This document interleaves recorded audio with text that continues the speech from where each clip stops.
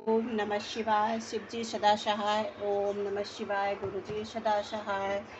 ओम नमः शिवाय। शिवजी सदा सहाय। ओम नमः शिवाय। गुरुजी सदा सहाय। जय गुरुजी। शुक्राना गुरुजी। संगत जी, गुरुजी कोटि कोटि प्रणाम। सभी संगत को जय गुरुजी। संगत जी, शिव महापुराण रुद्र संहिता का द्वितीय अध्याय। संगत जी, इसका पहला और दूसरा अध्याय आज सुनेंगे हम लोग। जय गुरुजी। शुक्राना गुरुजी। कामदेव के नामों का निर्देश, उसका रति के साथ विवाह तथा कुमारी संध्या का चरित्र, वशिष्ठ मुनि का चंद्रभाग पर्वत पर उसको तपस्या की विधि बताना। संगत जी, आगे ध्यानपूर्वक सुनिएगा।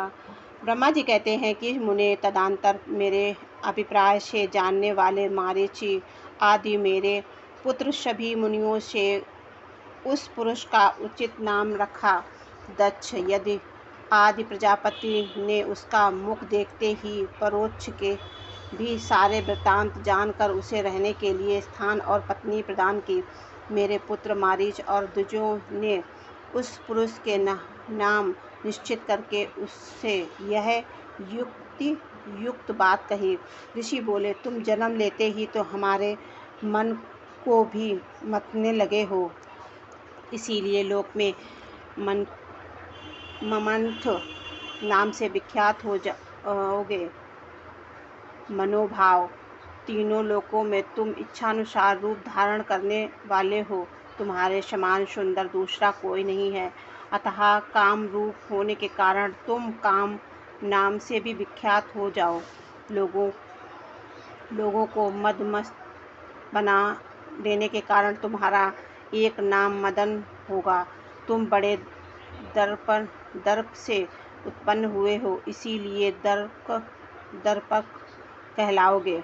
और सदर्प होने के कारण ही जगत में कंदर्प नाम से भी तुम्हारी ख्याति होती। समस्त देवताओं का सम्मिलित बल पराक्रम भी तुम्हारे समान नहीं होगा। अतः सभी स्थानों पर तुम्हारा अधिकार होगा और तुम सर्वव्यापी हो जाओगे।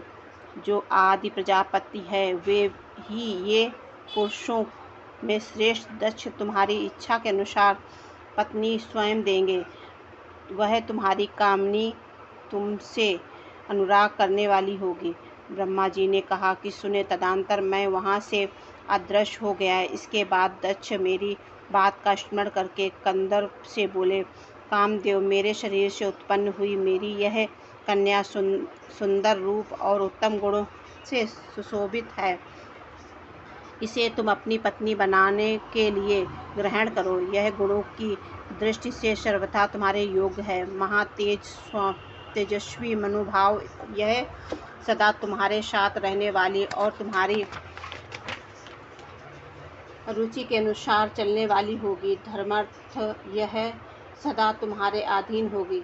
ऐसा कहकर दक्ष ने अपने शरीर के पसीने से प्रकट हुई उस कन्या का नाम रति रखकर उसे अपने आगे बैठाया और कंदर्प को संकल्प पूर्वक सौंप दिया। नारद दक्ष की वह पुत्री रति बड़ी स्मरणीय और मुनियों के मन को भी मोह लेने वाली थी। उनके साथ विवाह करके कामदेव को भी बड़ी प्रसन्नता हुई। अपने रति नाम सुंदरी स्त्री को देखकर उसके हाव भाव आदि के अनुरंजित हो कामदेव मोहित हो गया। तात उस समय बड़ा भारी उत्सव होने लगा, जो सबके सुख को बढ़ाने लगा। प्रजापति दक्ष इस बात को सोचकर बड़े प्रसन्न थे कि मेरी पुत्री इस विवाह से सुखी है। कामदेव को भी बड़ा सुख मिला, उसके सारे दुख दूर हो गए। दक्ष कन्या रति भी कामदेव को पाकर बहुत प्रसन्न हुई। जैसे संध्या काल में मनोहारिणी बिंदु माला के साथ मेघ शोभा पाता है, उसी प्रकार रति सात प्रिय वचन बोले वाले कामदेव बड़ी शोभा पा रहा था। इस प्रकार रति के प्रति भारी मोह से युक्त रतिपति कामदेव उसे उसी तरह अपने हृदय में सिंहासन पर बैठाया, जैसे योगी पुरुष योग विद्या में हृदय में धारण करता है। इसी प्रकार पूर्ण चंद्रमुखी रति भी उस श्रेष्ठ पति को पाकर उसी तरह सुशोभित हुई, जैसे श्रीहरि को पाकर पूर्ण चंद्राना लक्ष्मी शोभा पाती हैं। सूत जी कहते हैं कि ब्रह्मा जी का यह कथन सुनकर मुनि श्रेष्ठ नारद जी ही मन बड़े प्रसन्न हुए और भगवान शंकर का स्मरण करके हर्षपूर्वक बोले, महाभाग विश्व शिष्य महामते विधाता अपने चंद्रमौलिक शिव की यह अद्भुत लीला कही। अब मैं यह जानना चाहता हूँ कि हमारे विवाह के पश्चात जब कामदेव प्रसन्नता पूर्वक अपने स्थान को चला गया, दक्ष भी अपने घर को पधारे तथा और आपके मानस पुत्र भी अपने अपने धाम को चले गए, तब पितरों को उत्पन्न करने वाली ब्रह्म कुमारी संध्या कहाँ गई? उसने कहा क्या किया और किस पुरुष के साथ उसका विवाह हुआ? संध्या का यह सब चरित्र विशेष रूप से बताइए। ब्रह्मा जी ने कहा कि मुनि, संध्या का वह सारा शुभ चरित्र सुनो, जिससे सुनकर समस्त कामनियों सदा के लिए सती साध्वी हो सकती है। यह संध्या जो पहले मेरी मानस पुत्री थी, तपस्या करके शरीर को त्याग कर मुनि श्रेष्ठ मेघातिथि की बुद्धिमती पुत्री होकर अरुंधति के नाम से विख्यात हुई। उत्तम व्रत का पालन करके उस देवी ने ब्रह्म विष्णु और महेश्वर के कहने से श्रेष्ठ व्रतधारी महात्मा वशिष्ठ को अपना पति चुना। वह सौम्य स्वरूप वाली देवी सबकी वंदनी और पूजनीय श्रेष्ठ पतिव्रता के रूप से विख्यात हुई। नारद जी ने पूछा, भगवान शंकर ने कैसे, किस लिए और कहा तप किया? इस प्रकार शरीर तप त्याग कर वह मेधा स्थिति की पुत्री हुई। ब्रह्मा विष्णु और शिव इन तीनों देवताओं के बताए हुए श्रेष्ठ व्रतधारी महात्मा वशिष्ठ को उसने किस तरह अपना पति बनाया? पिता, यह सब मैं विस्तार से सुनना चाहता हूँ। अरुंधति के इस कौतूहलपूर्ण चरित्र का अपना यथार्थ रूप से वर्णन कीजिए।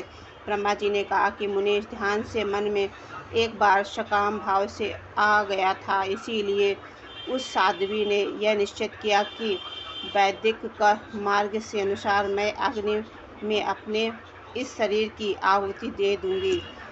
आज से इस भूतल पर कोई भी देहधारी उत्पन्न होते ही काम भाव से युक्त न हो, इसके लिए मैं कठोर तपस्या करके मर्यादा स्थापित करूंगी।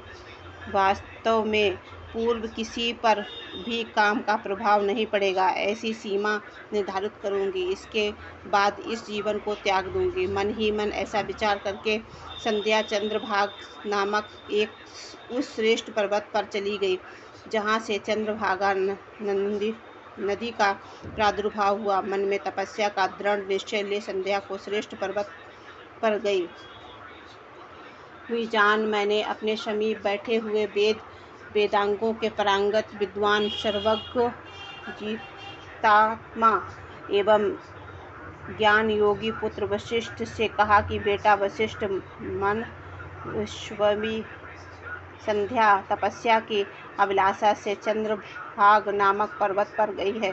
तुम जाओ और उसे विधि पूर्वक दीक्षा दो।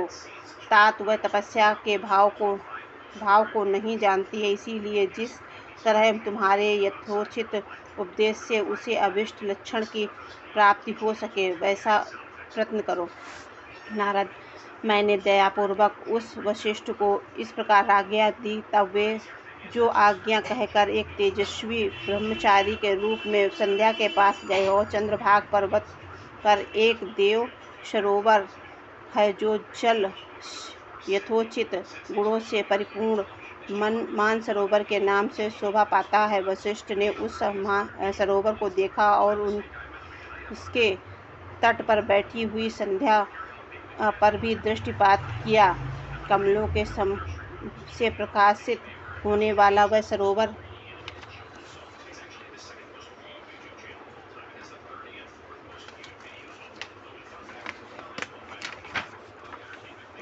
तट पर बैठी हुई संध्या से उपलक्षित हो उसी तरह शोभित हो रहा था, जैसे प्रदोष काल में उदित उस चंद्रमा और नक्षत्रों से युक्त आकाश शोभा पाता। सुंदर भाव वाली संध्या को वहाँ बैठी देख मुनि ने कौतूहल पूर्वक उस बृहर्षोलित नाम वाले मानसरोवर को अच्छी तरह देखा।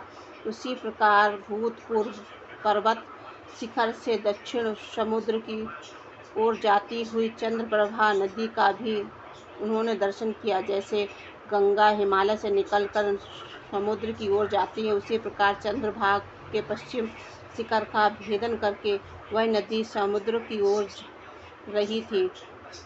उस चंद्रभाग पर्वत पर बृहत लोहित सरोवर से किनारे बैठी हुई संध्या को देखकर वशिष्ठ जी ने आदर पूर्वक पूछा। वशिष्ठ जी बोले कि भद्रे, तुम इस निर्जन पर्वत पर किस लिए आई हो, किसकी पुत्री हो और तुमने यहाँ क्या करने का विचार किया है?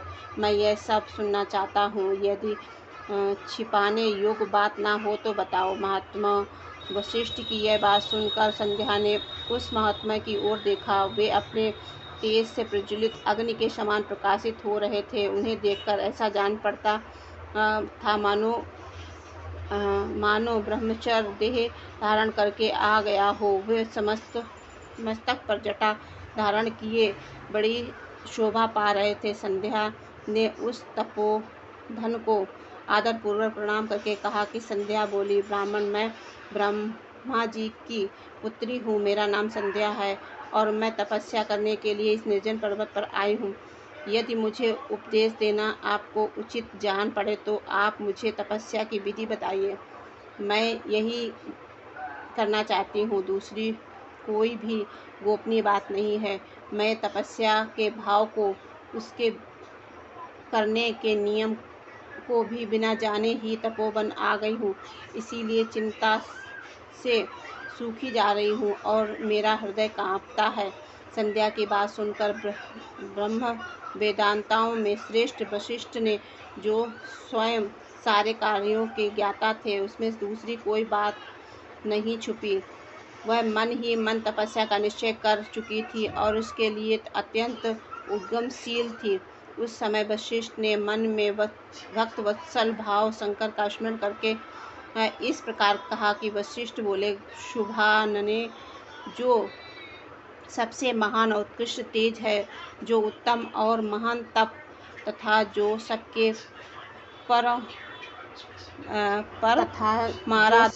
परमा आराध्य परमात्मा, उस भगवान शुभ को तुम हृदय से धारण करो, जो अकेले ही धर्म, अर्थ, काम और मोक्ष आदि कारण हैं। उन त्रिलोकी के आदि सृष्टा अद्वितीय पुरुषोत्तम शिव का भजन करो। आगे बताए जाने पर मंत्र से देवेश्वर शुंभ की आराधना करो।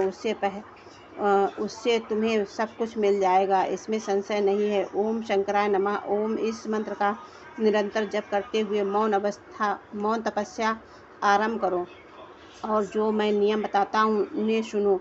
तुम्हें मौन रहकर ही स्नान करना होगा।